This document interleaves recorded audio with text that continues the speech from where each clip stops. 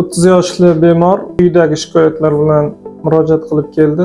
Bosh suyagida demak katta defekt bo'lishi va o'sha sohada miyaning cho'kishi shikoyatlari, buni ustiga nutqlarida buzilish bo'lishi, mustaqil yura olmasligi, bosh suyagining ma'lum qismi botib singanligi sababli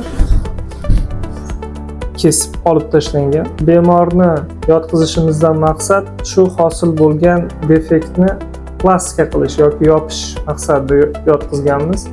Buning uchun bizning markazimizda qo'llanilayotgan hozirgi zamonaviy innovatsion texnologiyadan foydalanmoqchimiz. Multispiral kompyuter tomografning xulosalarini maxsus programma dasturi ostida qayta ishlab, kalla suyagining 3D modelini 3D printerimiz orqali chop etamiz. 3D modellashtirish, ya'ni kalla suyagining 3D modeli yaratilyapti.